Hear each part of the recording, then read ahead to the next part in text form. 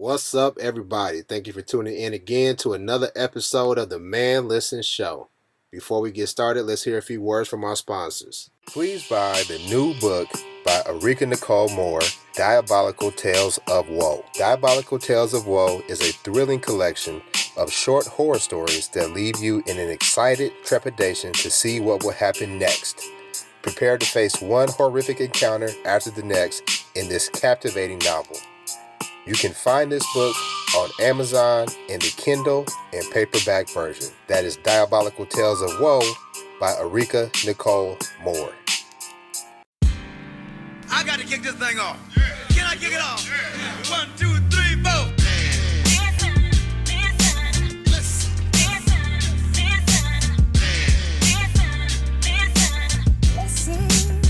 Ladies and gentlemen, listen.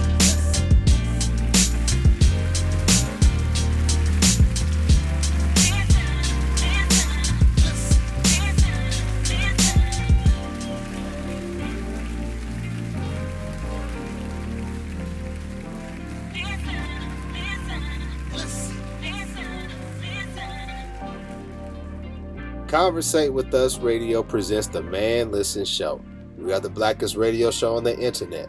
We bring you our opinion on topics that affect the black community in an effort to enlighten, enrich, and empower every brother and sister that falls under the sound of our voice.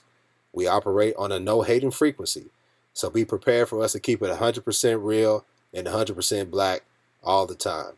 Please follow the show on Instagram, Twitter, and Facebook at Man Listen Show. You can also find the show on SoundCloud, YouTube, iTunes, and Google Play. Please share the show and make sure you use the hashtag ManListen. I'm your host, Mar B. Let me introduce the crew. Lav, what's up with you, bruh? What's going on, man? How you doing? Doing good, man. Doing good, brother. C, what's up with you? Hey, what's good? Doing good, doing good. And Erika, how you doing? I'm doing good today. How's everybody else? Doing fine, doing fine. Good. Yeah, doing fine. Well, I mean, I say that, but, a little bit of sad news. I say sad, but not too sad. But on today's show, we're going to talk about PE, Public Enemy, my all-time favorite rap group.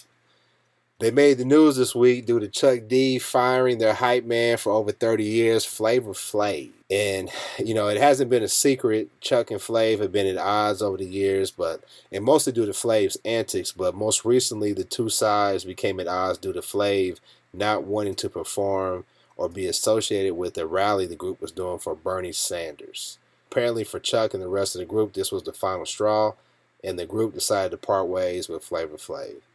Now, Chuck and Flav have both stated that this separation is not because of politics, but because of past beefs. But when it initially happened, it certainly seemed as if the straw that broke the camel's back was Flav not wanting to be associated with Bernie Sanders. Chuck and the rest of the group put out this statement. I'll go ahead and read it. The statement reads as such: Public Enemy did not part ways with Flavor Flav over his political views.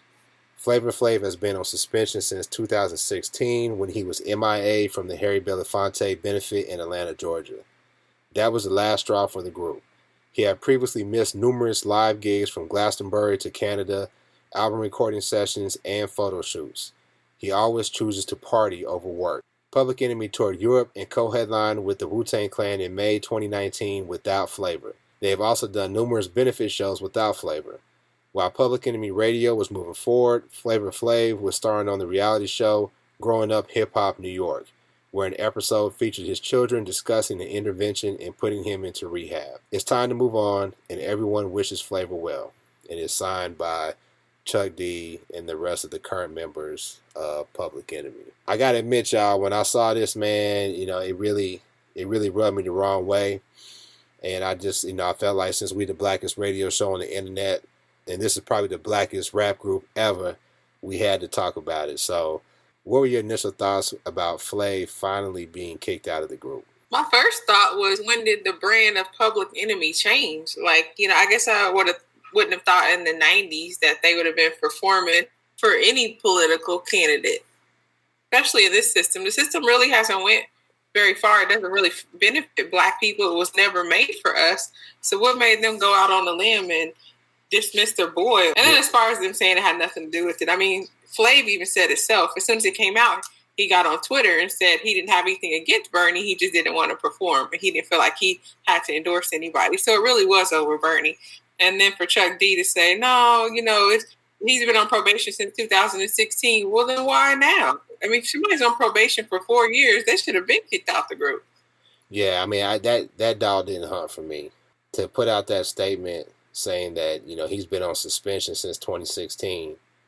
And then because Flav says he didn't want to be associated with Bernie Sanders and the rally that they were going to perform at, I don't see how you can't put that together, that it was the Bernie Sanders rally that pushed him to go ahead and kick him out of the group. And the Public Enemy that I know wouldn't be kicking out one of their brothers over some 70-year-old white dude whose politics don't really jive with Black Americans. I don't really care what Killer Mike and Sean King and Chuck D got to say. I don't really think Bernie Sanders is the answer for Black Americans when it comes to this politics. It sounded fishy. It sounded real fishy. And I think that this statement that they put out was more damage control because it really goes against the brand, like you said, see, a Public Enemy, to say, okay, yeah, Flav is not being perfect, and I'm definitely not trying to say that, but to do it over Bernie Sanders, that just don't jive with me. Yeah, the optics, the timing definitely look bad, but I got to take them, all of them, at their word. I can't say that it was over Bernie. That was just the last straw. I mean, so if he had done it a month ago, or if he had waited till the next show, would have been different for you maybe, but for them as people in the group that have worked with him for 35 years, enough is enough. You're not gonna keep him in the group for the sake of looking good if it's hurting your business or anything like that. And I think you're underselling how many prominent intellectual Black people are in Bernie's camp. So he might not be the candidate for you, but I think there are a lot of Black people who ride with Bernie Sanders. There's not a single person in the whole field who would speak to the issues that you think are important. So in that situation, some people feel like I have to be a part of the political process somehow. I closely align with him more than anyone else. And I think that Chuck D was just tired of it, man. 35 years. He said he sued him. Flav done sued him a few times. Yeah. Sued him last week. You know what I mean? So it was just, it might have been emotional. And like I said, the optics look bad, but I can't say it was because of Bernie Sanders. That was the last straw, definitely. But I think, and you make sound points, but I think the optics and the timing. I think timing always matters. You may have in business, you may have an employee who constantly underperforms, right? They drive your performance metrics down all the time, and you may want to part ways with them. But if that particular employee has something personal go on, right? Say an illness or an illness with their family member or something to that effect, timing and optics matter. You may be right, but how you say something and how you do it and how you execute it, it matters. And I think that for them to stand for what they have stood for over the years, the timing of parting ways with Flav around this dispute, to me, was off, and it really undermines their history and the message that they put out over the years. Now, if you had parted ways with Flav back in 2016, I'd have been like, okay, because I know Flav been battling drugs. I'm surprised they didn't put him out over Flav. Right. I thought he got put out before. They probably have, and they let him back. I mean, there's nothing for Chuck to put people out. They put Griff out. Griff was the first person to be put out the group, and then they let him come back. But, I was surprised they didn't put Flav out over Flavor of Love. Because really, the Flavor of Love. I love that shit. I ain't gonna lie. I love that shit. I used to love it too until I became enlightened. But you think about it, all those reality shows. Or when did he marry Bridget? Was that after Flavor of Love or before? It was Bridget, New York? No, Bridget was the white woman with the short hair. Red Sonja. Man, I don't even know about that. But if you think about it, Flavor of Love was buffoonery. It was buffoonery, but really, it was the launching pad for all of the terrible reality TV that we have, man. Think about that. You know what I'm saying? And so I would have thought Chuck and them would have been like, nah, bro, we don't want to be associated with that. You know, that doesn't go along with our brand, but they still let him make it. So to do it over this, it just didn't sound right to me, you know? Arika, we've been talking a lot. I know you the youngster of the group. What you think? I'm just going to expose myself. I have never listened to Public Enemy. I was entirely lost when you said PE. I was like, PE? Who's in gym So class? Mark's going to have to edit that out. Oh, You can't be the no. blackest girl on the internet and then you make that comment. Mark, you got to get the editing skills out. Oh, my goodness. So wait Like, I know J.E. I know Jagged Edge. I know Jagged. You've heard at least Fight the Power. Yeah. Just not the whole album, just the song. So you've heard Fight the Power, right? You've heard 911 is a joke. Yes. Okay. You've heard Can't Trust It, right? He Got Game soundtrack. That had a pretty popular song. I can't remember what it was called, so it wasn't that popular, I guess. I don't know what He Got Game is. Lord have mercy.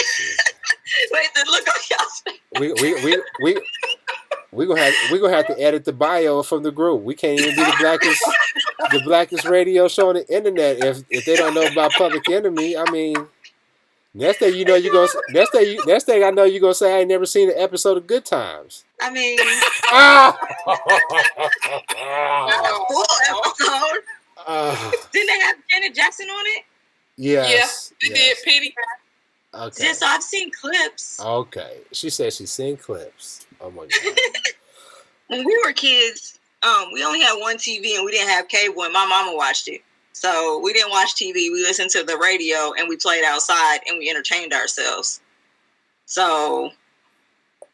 Okay, yeah, we're going to skip Yeah, that. I've actually watched more Good Times and Sanford and Son episodes as an adult than I did as a kid. So I watched them as a kid in syndication, but we're going to skip past Me Arika. too. Normally Arika. wait. No, I do have something on Bernie, though. No. Okay, we'll come back to you for Bernie, but we're going to put you on the Flavor Flav 5-minute suspension for not knowing who Pete. Yeah, I watched that show. Yeah, we're gonna put you on mute for a second. You know what I'm saying? We'll bring you back. But wow, that's tough. That's tough right there. But you know, I mean, I guess 35 years is a long time to be partnered with somebody.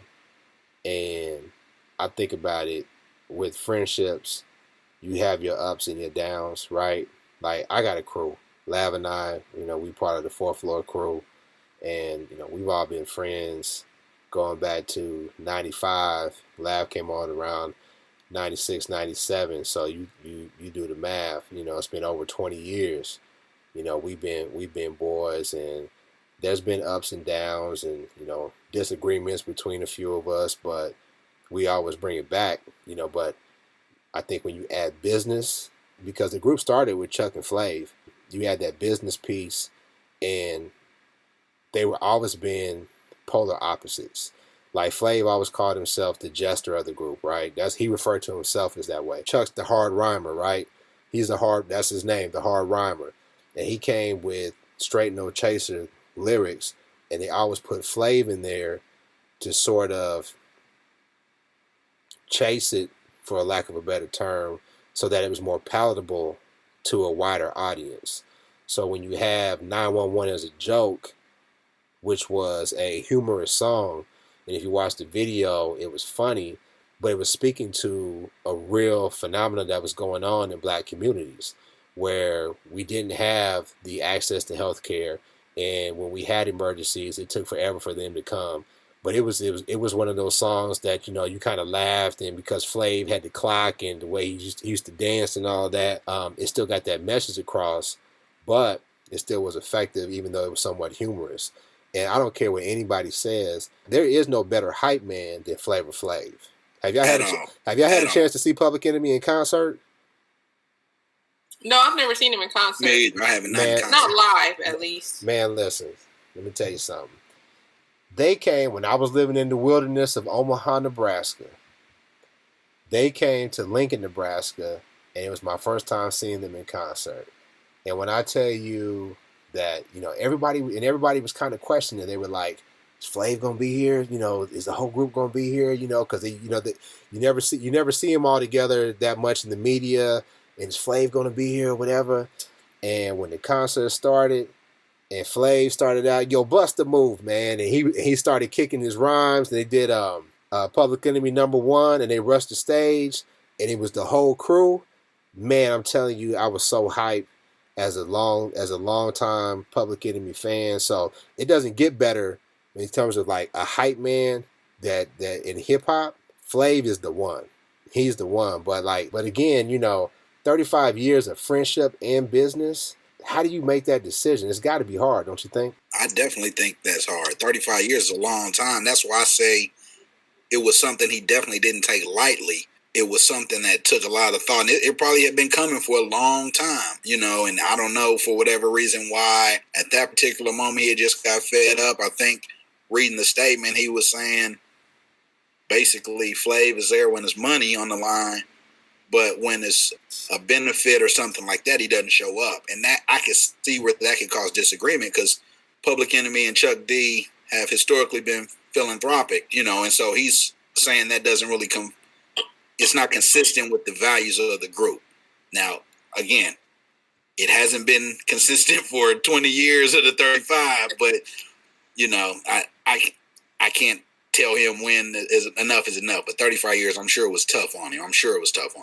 Yeah, and I think, Flav with the drug use and, the reality TV and maybe his priorities didn't jive with the group and the mission 100% of the time.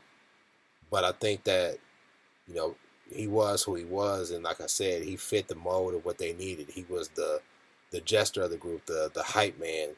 And I think that you have to meet people where they're at unless it's becoming a detriment to your business. Now, when they talked about him not being there for shows, him not being there for recording sessions, things of that nature, I can see how that would wear on you. Right. The four of us, man, we do this show and, life happens and sometimes, we can't make it. But if it was somebody who was like consistently like, nah, I can't make it, and always had an excuse. And then we see you out here doing things with other people. Yeah, I would feel, we would feel some type of way too. So I get it 100%. My thing is just that, again, the optics over Bernie Sanders to me is just really bothersome because for some reason, and Lab, you talked about it, there's a lot of educated black people who are on the Bernie Sanders camp. He rubs me the wrong way in how dismissive he is sometimes of black America. We just came off of Super Tuesday and he got mobbed by Joe Biden. And a lot of people felt some type of way on how, like, when he first lost South Carolina, black America stood tall for Joe Biden. And we can discuss whether that's right or wrong at a different time. But they stood tall for him. And a lot of people were rubbed the wrong way of how Bernie Sanders was just dismissive of that. And he's been consistently dismissive of the black community in a lot of people's eyes. Now, there's certain people like, Talcum X and Killer Mike, they ride for him tough. And obviously Chuck D does as well. But the way he handles black people, Bernie Sanders would not be the hill that I would choose to die on to sever a friendship or a business relationship if I am Chuck D or if I'm Marv B of the Blackest Radio Show on the internet. Bernie Sanders ain't the one. I agree with that. I definitely wouldn't sacrifice too much of anything for Bernie Sanders. I'm not quite sure how he's impressed the multitudes of people that he has, but to me, he's almost what I guess you would say the exact opposite of Trump. Everybody is so radical with their perspectives and agendas and ideas that it's going to be really hard to bring everyone together. I don't think what we need right now is somebody on the far liberal or the far conservative side. I think we need someone in the middle who can speak to everyone in the country. And instead of promising the world to one half, just do the best that he can with everyone and everything that we have. And I don't think Bernie's that guy. I don't necessarily like Biden either, but, you get what you get. But I think that Bernie, like you said, he's real dismissive of not necessarily just the black vote, but of the things that are of most importance to Black voters. I'm not really sure why Bernie Sanders keeps getting, all this hype for being so great for Black America. We kind of forget that Bernie Sanders was for that crime bill in '94. He was the one saying that we needed, more prisons, stricter sentences, and Bernie Sanders has a lot of accomplishments as far as civil rights, but that doesn't really have a whole lot to do with Black people. Like, his greatest accomplishments that he talks about is what he does for immigrants and what he does for the LGBT community and what he does for women's rights. Not really a whole lot to do with Black rights. It does have a lot of Black people that are aligned with him, but I think it's just kind of right now, it's just they're picking Satan over Lucifer. They just really don't know who to go with. And Bernie acts like, he's for us, but he really isn't. He's against reparations. He danced around the question. I think if he would have just directly answered it from the beginning, I might have had just a tad bit more respect for him than what I did. But anybody that, just dances around the question and think they can just say anything to Black people and that we're just supposed to all vote for him, how could he be the right candidate for us? Well, I think, first of all, Biden wrote the crime bill, so we can't let him off the hook for that. Right. Bernie did vote for it, but Biden wrote it. I think that a lot of the stench that comes with Joe Biden, and I used to be a big Joe Biden fan until I did the research. A lot of the stench that comes with Joe Biden in terms of him writing the crime bill, his part when Clarence Thomas was going to be appointed to the Supreme Court, and they interviewed Anita Hill, and the despicable treatment that she received from Clarence Thomas. Joe Biden was one of the senators that really led the charge to really dismiss her charges against Clarence Thomas. And he later apologized for that. A Black woman, Anita Hill. His relationship with known racist conservative senators, it goes even further than that. People have brought up his opinion on school busing and what that does for little white kids. And Biden really, I think he's a good politician. I think that for Black America, President Obama, his association with Obama has removed a lot of the stench from the things that I mentioned.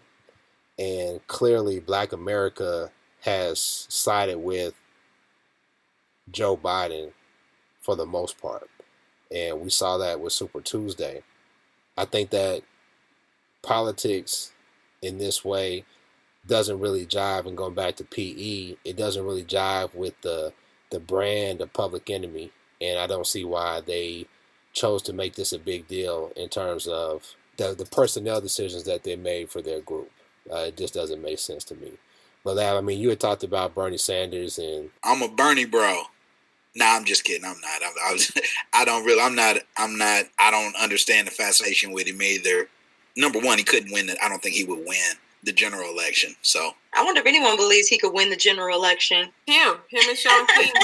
Cornel West is big on him. I don't. I don't see the fascination. And if you want to talk about reparations, man, shoot, Michael Bloomberg was playing ads here, acting like he gonna get Black people houses. And that's the good thing about him dropping out, is we don't have to hear the ads anymore. I was so tired of him. Dude, Bloomberg here in Texas.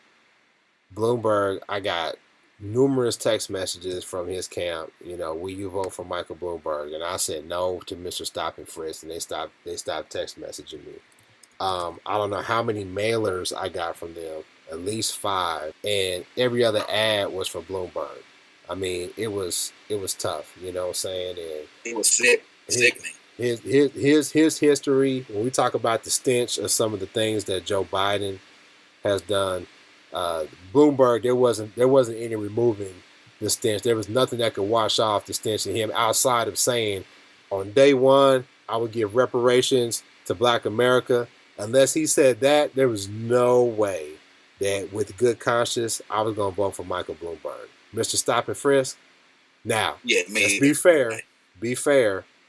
He didn't initiate Stop and Frisk. Giuliani did, another scumbag. But Bloomberg certainly didn't do anything to stem that tide and to change the damaging effect that it had on Black Americans. So yeah, you can miss me with Bloomberg, 100%, 100%. He spent $500 million in that like 2 months. Yeah. 500 million. That's crazy. On a vanity campaign, he spent that much money. Exactly. So that's nuts. But what do you think is going to happen in the future with Public Enemy? You think they're going to lose any fans over this? You think it's going to reduce their effectiveness with the music? I'll be honest with you. I'm an old school Public Enemy fan. Some of their newer music I haven't really been up on. I've been kind of moving away from hip hop. I'm more of a R&B, old school type dude.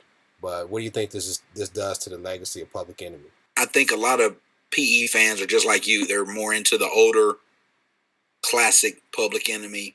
So those people are going to be there regardless. I don't know any new school Public Enemy fans who just came around to start listening to him, so I really don't know what effect it would have on them. But maybe he does talk about the same stuff Bernie's campaign is about in his music. I have no idea. I don't know. Man, listen, I'm going to tell you. Growing up in Topeka, Kansas, I'm going to tell a bit of my story. Growing up in Topeka, Kansas, I lived on the east side of Topeka. You sound like we in church. I'm going to tell my story. But it's for real. It's for real. I grew up on the east side of Topeka. C knows what I'm talking about. All black. You may have had one or two white families, and they're what most other white people would consider poor white trash. And you had a few Hispanics. Mexicans hadn't taken over the hood yet, but it was black. In Eastboro, Belvoir Elementary, C, back me up. That was blackity black. Am I lying? Pine Ridge. Nothing but the truth. So I lived in that neighborhood until I was 10 years old. And my parents decided to move me somewhere where they said, listen, we're going to move you out of here. We're going to get a bigger house with a better school for a better opportunity. And it's something that we all do. I made the same mistake with my kids and moved them to look, I got to move them where they get a good education so they have a chance. And then you move them to an all-white area. And your kids are getting the education, but socially and emotionally, they're going through it. You know what I'm saying? Because they're the only black face, and they having to battle racist teachers and racist students, and that's a problem. I remember listening to I don't remember how it came across. Maybe my brother was real big into hip hop. My brother Kevin, and I don't know if he had given me the tape to use or if I heard it on the radio. But Black Steel in the Hour of Chaos, it came on. And I'm just a little black boy living in this white world, hating life. And all I hear is Chuck D come on the radio saying, I got a letter from the government the other day. I opened and read it. It said they were suckers. And he started flowing, man, and it just filled me with so much pride and being black when every single day me being black was a curse. Me being black was something that was joked by the white folks. Me being black was something that gave me negative attention. And you have Public Enemy here giving me pride in my blackness. And every single song that they put out, where it went from Can't Trust It to Fight the Power. Y'all remember when Fight the Power came out and how revolutionary that was and how hype it had Black America. The video was off the ball. The video when they had the rally. They had the rally in New York. The feelings and the emotions. We often talk about, the dumb are led by the drum. And hip hop can either be destructive or constructive with the power that it has. This was music that was constructive, and it was building up the black community. We were proud to be black. That's the legacy of Public Enemy for me. So, and that's why when I see Chuck D, I remember them fighting with Third Base. And for those of y'all who don't know the history of Third Base, like the history of hip hop, like Eureka, Third Base was an all white hip hop group. And I love you though. And I remember them going to war with them. You know, I remember what they stood for. How are you playing Farrakhan and Khalid Abdul Muhammad and Malcolm X and all the intermissions and looped into your music, and then you kick out your brother over Bernie Sanders? That don't compute for me, man.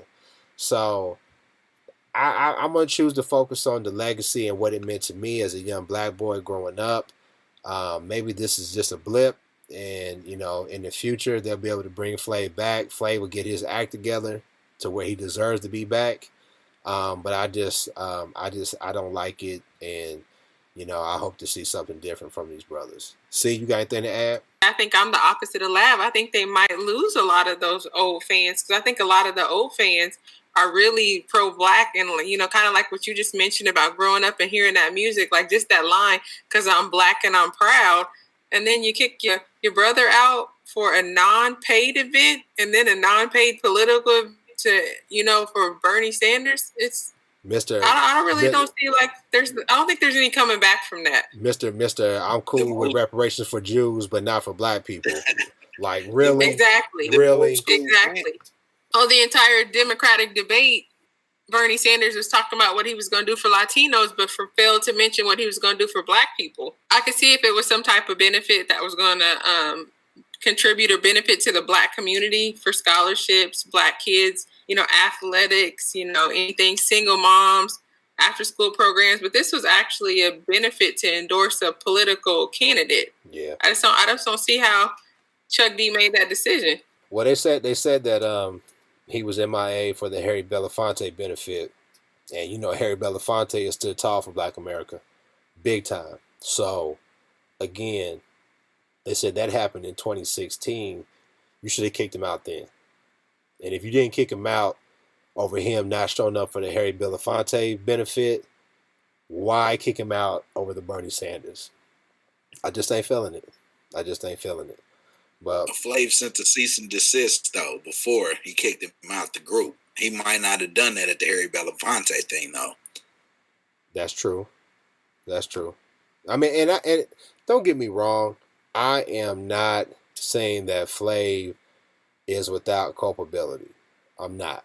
I think that his lack of professionalism, I think that wears on people. It does. But again, we just go back to what we said earlier. The timing and the optics of it all is what matters, you know. So just like, you know, right now I'm contemplating kicking Erika out because she wasn't aware of Public Enemy. But you know, I said I was aware. I'm just not a fan. That's all. Lord, no big deal. Oh, we gonna lose our credentials. They gonna do an audit of the show and be like, "How y'all black?" And she talking about she not a fan of Public Enemy. What's up with that? Or Good Times. Yeah. Nah, we didn't lose them over you eating pumpkin pie. We're not gonna lose them over one person not knowing the lyrics to Fight the Power. He got my back. Women got to stick together. But anyway, I think we talked about it enough. You know, hopefully they get back together. But the Man Listen show is here to stay. We're not breaking up. And if you want to check us out, make sure you check us out on iTunes, YouTube, Spotify, SoundCloud, and Stitcher. You can also follow the show on Instagram, Twitter, and Facebook at Man Listen Show. Make sure you share the show. Make sure you use the hashtag Man Listen, and we'll holler at you next time. Peace. Peace. Peace.